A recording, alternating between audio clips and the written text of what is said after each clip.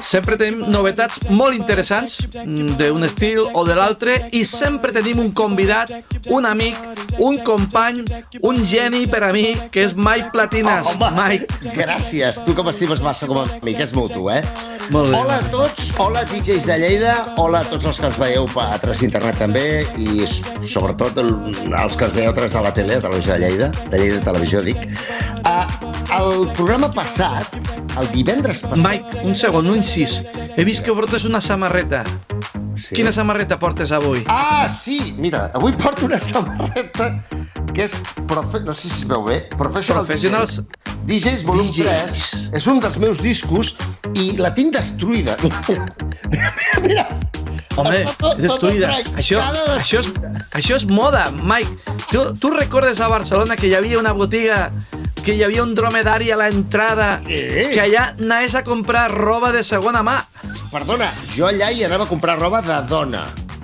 Ostres. Per mi. A la teva època de... A final dels 80, 88, 89, jo em vestia molt, quan anava de bolos i tal, amb roba de dona. I a més, cabell llarg, lents de contacte, sense barba, clar, no? Brillo de llavis, rímel. Perdona, és l'època que he tingut més amigues de la meva vida. Sí, jo tenia l'amiga Comodore i tu tenies les altres amigues. I jo tenia les altres amigues. Mike, anem al lío. Avui fem com aquí que diu, la quarta part que parlem del Michael Jackson, perquè encara que és la segona de portades, és la quarta vegada que parlem del Michael Jackson, perquè Michael Jackson té molt de sí, i ja veurem, perquè segur que parlarem encara més coses, perquè és una persona influenciada per bona música, que ha provocat molta música, etc.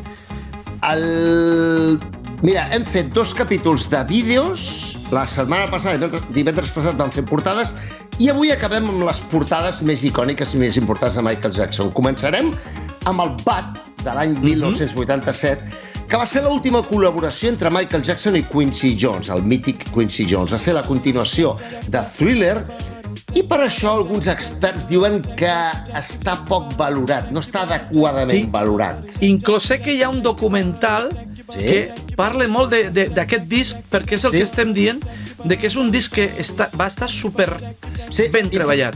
Sí, molt. O sigui, va ser un dels àlbums més esperats de la història, perquè havien passat 5 anys des de la publicació de Thriller, que, com no ens cansem de repetir, és l'àlbum més venut de la història, que actualment porta 70 milions d'unitats venudes. El Bad, aquest del 87, va arribar número 1 a les llistes d'àlbums a Billboard, als Estats Units, i també a la quasi totalitat de països importants del món, no cal que us ho digui, a tota Europa, de Canadà, d'Austràlia, etc.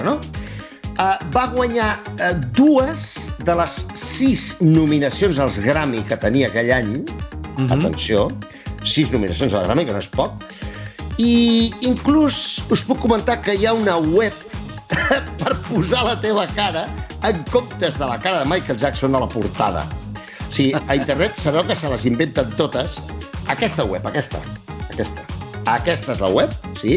Com a curiositat, si voleu riure una estona, pugeu una foto vostra i podeu tenir la portada del Bad de Michael Jackson amb el vostre careto. I després, evidentment, a internet es ven de tot. Es venen clons de la jaqueta, de la caçadora que surt a la portada i que es va convertir en tota una icona pop. Per què surt Michael Jackson amb una caçadora així i tal? Doncs per donar una imatge més agressiva, més madura, més adulta, i és part de la transició aquesta des del Michael Jackson que ja volia demostrar que era adult a l'Off the Wall amb 21 anys d'edat, després el Thriller i ara el Bad el 1987. El següent àlbum del que parlarem és el Dangerous de l'any 91 i havia estat el gran boom d'un nou estil de música de ball, que era el New Jack Swing. El New Jack Swing, o també anomenat Swing Beat, que feien productors com Jimmy Jam i Terry Lewis, productors de Janet Jackson, uns grans productors, o Teddy Riley, que se'l considera l'inventor de facto d'aquest estil del New Jack Swing, i artistes com Bobby Brown, com Janet Jackson, que ja ho he dit, o inclús Paula Abdul, que era la coreògrafa de la Janet Jackson i que va començar a coreografar i al final va acabar sent cantant i ballarina, òbviament, no? Sí. Va ser una gran època musical amb aquest tipus de música, amb el hip-hop. Sí, és música inspirada en el hip-hop, efectivament. És diferent, però surt de les arrels del hip-hop, no? Realment, no?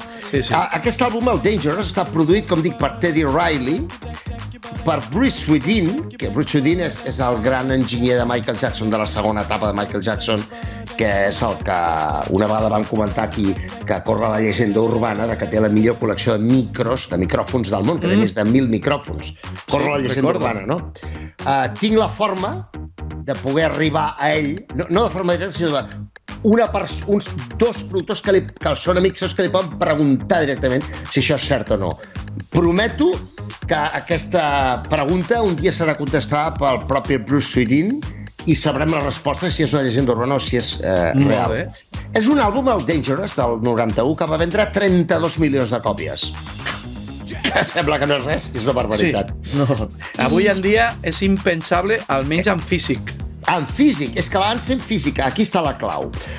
La portada, que és del que hem de parlar ara, és més important parlar, se li va encarregar a Mark Ryden, que és considerat per molts el déu del surrealisme pop.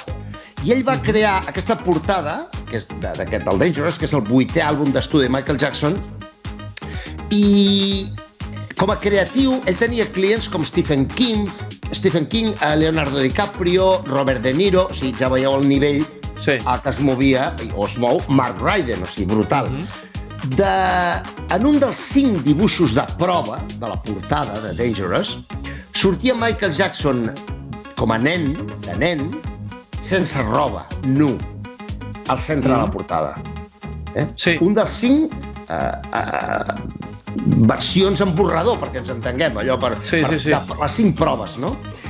I després us he de comentar, respecte a la portada, que l'original és una pintura de 2,7 metres quadrats, o sigui, 2,7 per 2,7 per 2, o sigui, és bastant grandeta, està feta a mà amb pintura acrílica, sobre fusta.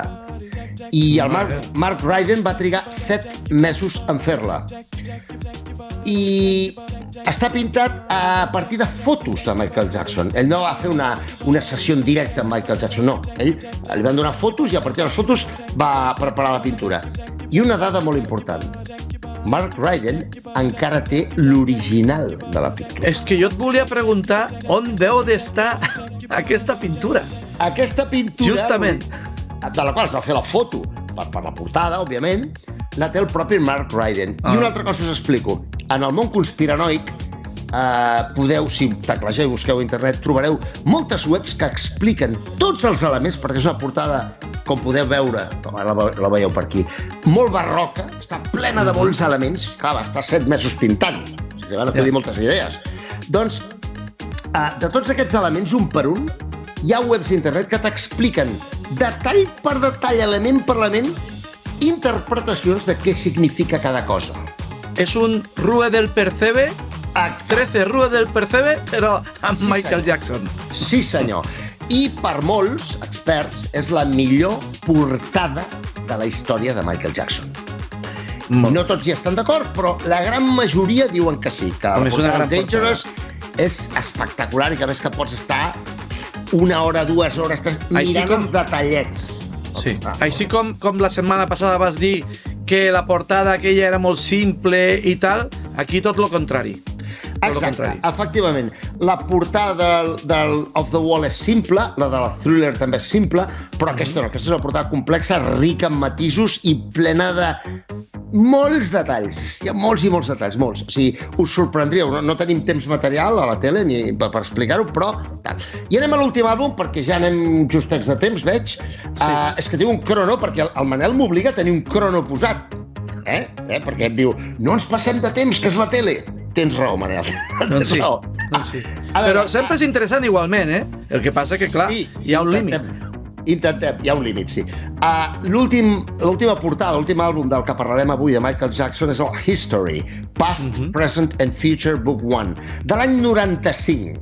A la portada hi apareix una escultura de Michael Jackson de l'artista Diana Wolczak, és que m'he d'apuntar el nom, perquè Diana Wolczak, i va ser un intent de reinventar Michael Jackson mitjançant una nova imatge, després d'escàndols que va tenir a judicis i coses, molta gent va intentar treure-li calés, clar, perquè... I la Diana, aquesta cosa que acabo de comentar, era una artista d'efectes especials. Va quedar amb Michael Jackson i ella li va fer les seves pròpies fotos. Des de molts angles diferents, recol·locant-li la mà. Ella comenta en una entrevista, és que vaig poder tocar Michael Jackson. No, mou la mà aquí, puja la mà tal, i el tocava. I després va dir, he tocat el Michael Jackson. No, això ho dic com a curiositat. I ella va crear a partir de les fotos de la sessió que ella va fer, va crear una estàtua d'argila, d'arcilla, per la portada. Per cert, ella li va demanar a Michael Jackson, per la sessió aquesta de fotos, prèvia a la... Li va dir, no portis maquillatge. I sabeu què va fer Michael Jackson? El que va voler. El que li va sortir del que te dije. Així. Va presentar-se maquillat. Ella es sentia millor amb si mateix maquillat. I ja estem fora de temps. Jo crec que aquest LP, per mi, no és el millor, perquè per mi el millor és l'últim que va fer en vida, que és l'Invincible, ho he dit bé? Invincible. Això. Però el History és una delicatessen des del començ fins al final, perquè segueix una història i una continuïtat que val la pena gaudir d'ell. És un gran àlbum. Tot seguit. És d'aquestes coses que no pots sentir aleatòriament. No, has de sentir-la exacta. Com els àlbums dels grups de rock progressiu dels 70, que has de sentir al principi i al final, perquè t'explica una història. Totalment d'acord. És cert.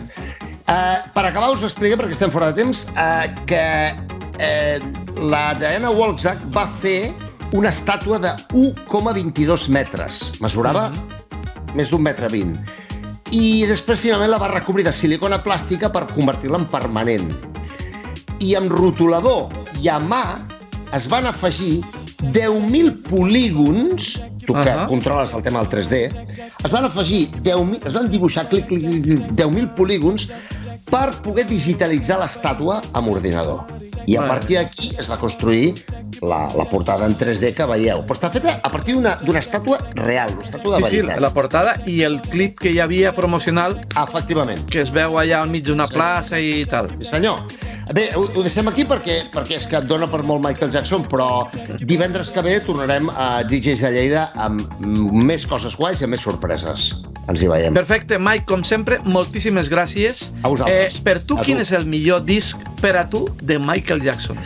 Ostres, això és una molt bona pregunta, però el meu favorit probablement perquè em va agafar en una etapa, ja és un tema personal, en una etapa molt sensible a la música de la meva vida, el Off the Wall. L'àlbum que va fer el canvi de Motown a Epic va ser com un uah!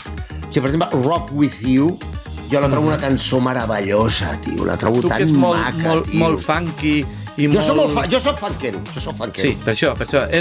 És lògic que diguis aquest. Clar! Però el Dangerous és espectacular, el Thriller és boníssim, el History també és brutal. És que, a veure si m'entens, el Bad també està molt bé. Jo avui en dia segueixo pensant... Sonen, nen, com sonen, per favor. Clar, i els dos últims, que és el que deia abans, són discos que avui en dia els ritmes R&B mantenen aquest mateix estil.